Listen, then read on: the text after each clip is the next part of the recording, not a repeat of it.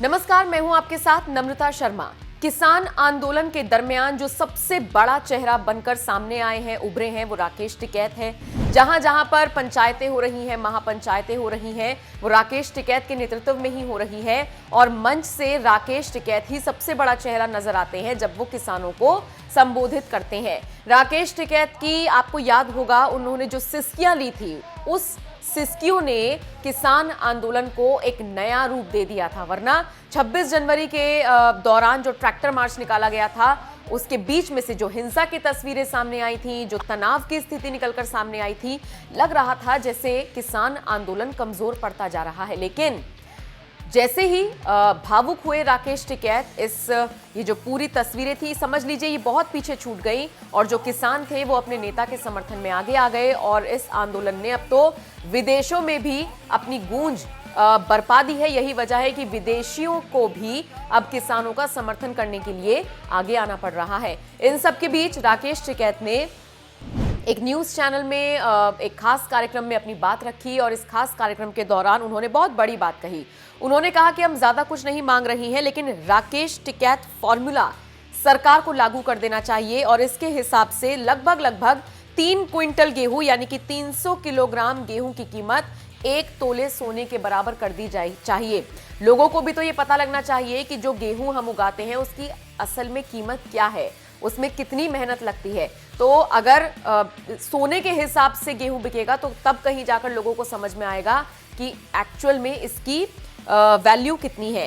क्या कुछ कहा है इस कार्यक्रम में राकेश टिकैत ने, ये मैं आपको बता देती हूं। उन्होंने कहा एमएसपी को लेकर महेंद्र टिकैत का फॉर्मूला लागू कर देना चाहिए। 1967 में भारत सरकार ने एमएसपी तय किया था। तब गेहूं की कीमत 76 रुपए प्रति क्विंटल हुआ करती थी। जो प्राइमरी स्कूल के अध्यापक थे, उनकी सैलरी 70 रुपए महीना थी। अध्यापक 1 महीने की सैलरी से 1 क्विंटल गेहूं भी नहीं खरीद सकता था। हम 1 क्विंटल गेहूं की कीमत से भट्टे की 2500 ईंटें खरीद सकते थे। तब 30 रुपए की 1000 ईंटें आती थी। इसके बाद राकेश टिकैत से पूछा गया कि भाई आप किसान हैं या आप नेता हैं? जिस तरीके से आप बात कर रही हैं, आप जरा क्लियर कर दीजिए। तो इस पर राकेश टिकैत ने जवाब दिया, गन्ने उगाता हूं, ट्रैक्टर चलाने का शौक है। नेता तो चमचमाते घरों में रहते हैं, मखमली में सोते हैं। बुवाई के दिनों में पूरे दिन ट्रैक्टर चलाता हूं। आगे चुनाव लड़ने का भी मेरा कोई इरादा नहीं है। अच्छा, फिर से वापस घूमकर बात आई गेहूं के रेट पर। तो उन्होंने कहा कि उस दौर में जब मैंने बात की है कि 76 रुपए प्रति क्विंटल गेहूं की कीमत हुआ करती थी, तब सोने का भाव 200 रुपए प्रति किलो तोला था, जो 3 क्विंटल गेहूं से खरीदा जा सकता था। हमको अब 3 क्विंटल गेहूं के बदले 1 तोला सोना दे दो और उसी हिसाब से कीमतें तय कर दी जाएं।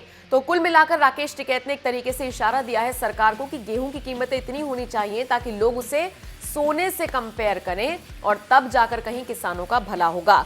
तो ये राकेश टिकैत ने कहा है। इसके अलावा उन्होंने कहा है देश में घाटे की खेती रुकनी चाहिए, सरकार को एमएसपी की गारंटी देनी चाहिए।